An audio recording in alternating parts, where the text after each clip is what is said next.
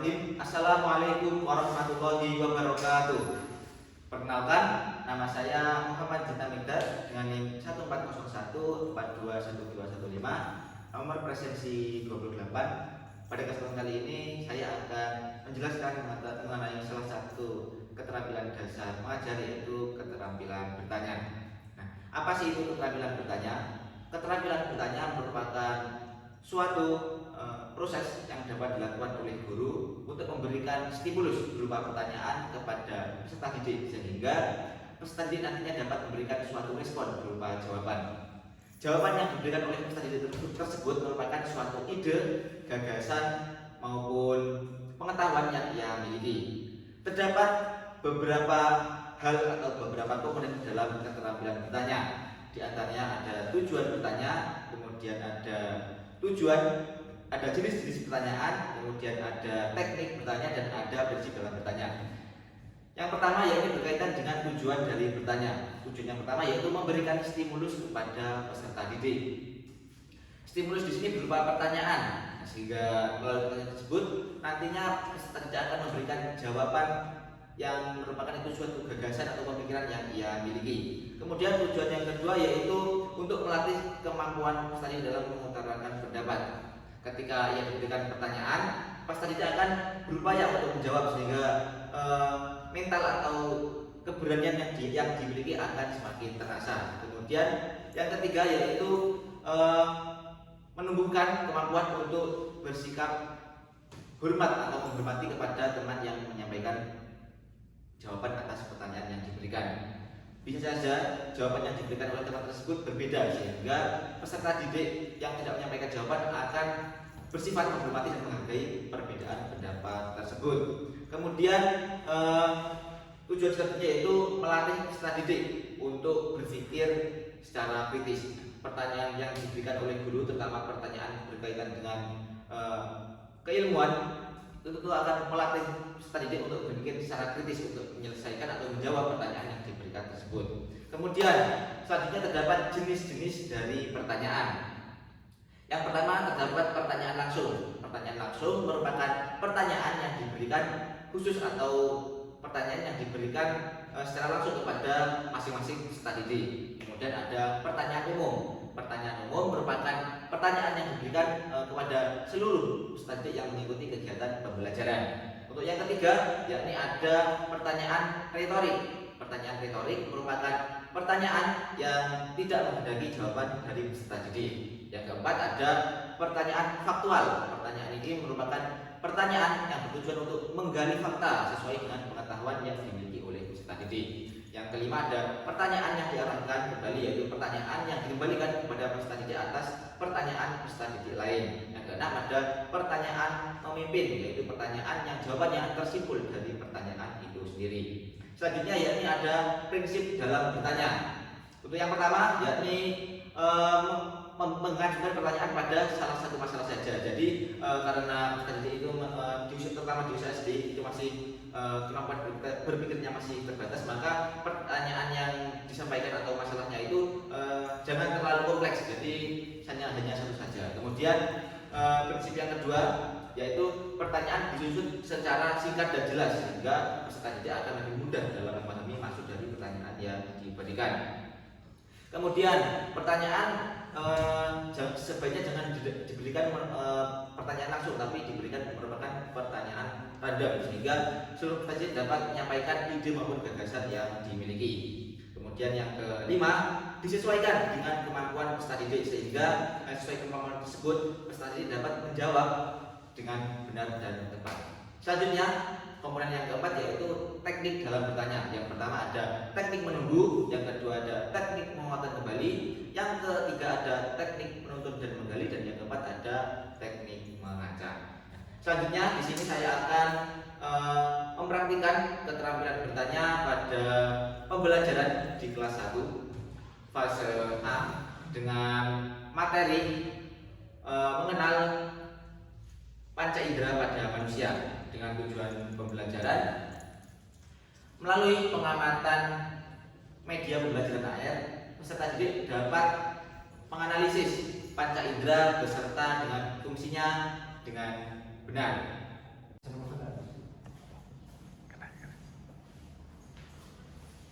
Bismillahirrahmanirrahim. Assalamualaikum warahmatullahi wabarakatuh.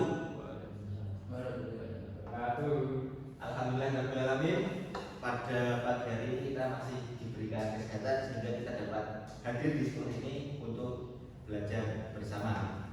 Sebelum memulai kegiatan pembelajaran, alangkah baiknya kita berdoa terlebih dahulu. Mas Putra, silakan diri untuk berdoa. Iya Pak, sebelum kita belajar kita berdoa dulu, berdoa mulai, berdoa selesai. Terima kasih Mas Putra telah memimpin berdoa teman-temannya. Bagaimana kabarnya anak pagi ini? Baik. Alhamdulillah kabarnya baik. Apakah tadi di rumah sudah sarapan? Sudah sahur Pak. Oh iya, karena sekarang ini bulan puasa, maka tadi sudah sahur. Nah, sebelum berangkat tadi, aktivitas apa saja yang sudah kalian lakukan? Sahur. Oh, ada yang sholat subuh, Mandi. Mas Putra mandi kan? Berbagai aktivitas yang kalian lakukan tadi termasuk upaya yang kalian lakukan untuk mempersiapkan diri sebelum berangkat sekolah dan mengikuti pembelajaran sehingga ketika belajar kalian lebih siap. Tadi malam setelah sholat tarawih kalian sudah belajar atau belum? Bermain game Pak. Mas Putra belum belajar. Mas Bijan Bermain apa? bermain game Free Fire dua. Wah, habis tarawih Pak.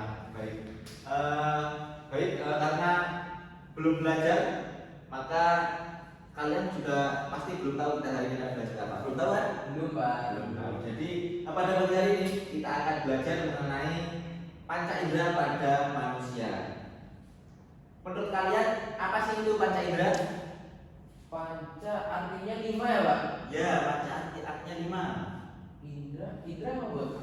Indra itu Pak yang itu dibuat namanya Indra. Iya teman kita yang gak berangkat Pak. Jadi itu nama dari temannya. Tapi kalau panca indera itu merupakan organ tubuh dari manusia yang berfungsi untuk menerima rangsangan dari luar. Jumlahnya ada di di sini Bapak memiliki media pembelajaran yang dapat menampilkan mengenai indera panca indera pada manusia.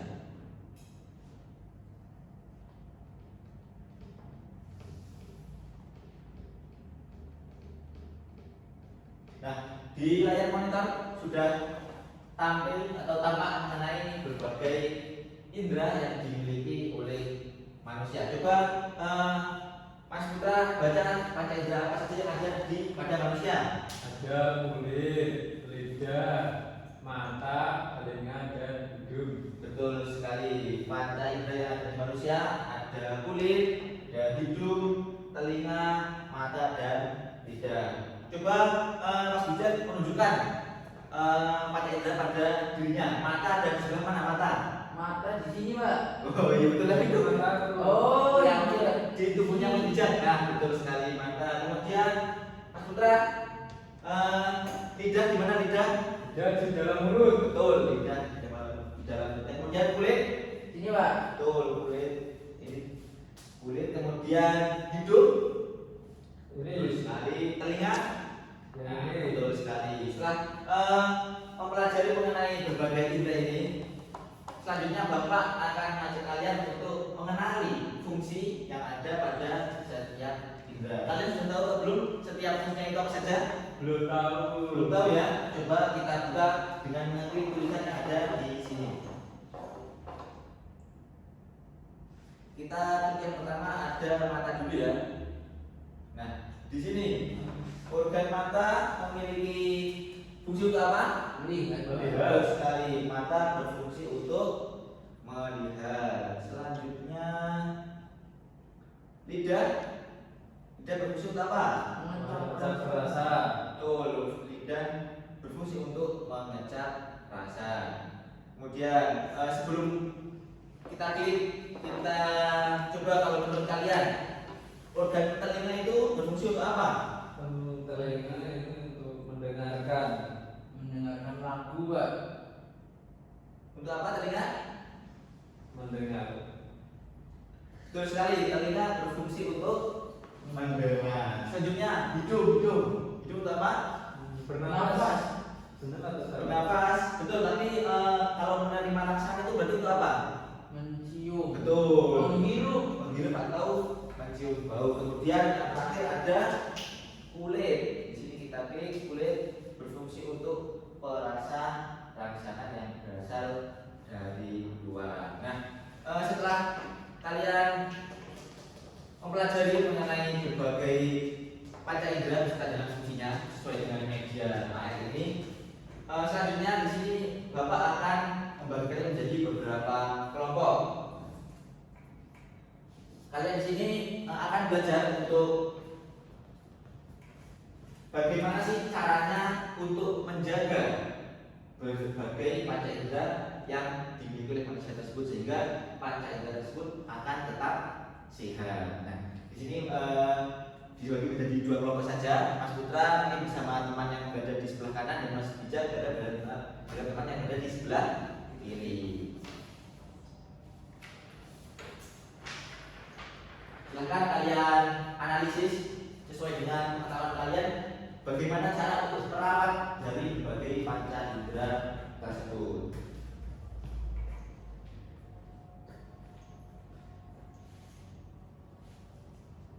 Baik, apakah sudah selesai? Sudah selesai. Coba berarti kita silakan kalian maju untuk mempresentasikan hasil dari analisis yang kalian lakukan. Coba dari kelompoknya Mas Bijak dulu. Silakan maju ke depan.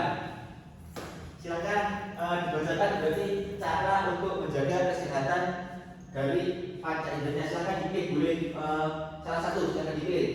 Ngeklik Pak. Tidak usah, disampaikan hasil analisisnya. Cara menjaga kesehatan Sel mata. kesehatan mata Pak, boleh Pak. Betul, monggo. Tadi saya diskusi sama teman saya, cara menjaga kesehatan mata itu bisa kita mengonsumsi banyak makanan seperti wortel. Betul. Karena di televisi itu bisa disampaikan wortel menyehatkan mata Pak. Betul sekali.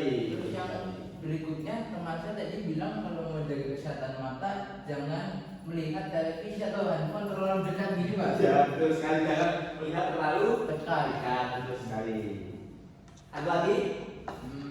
Berdua Pak. Oh baik. Terima kasih. Beri tepuk tangan untuk Mas Bijak.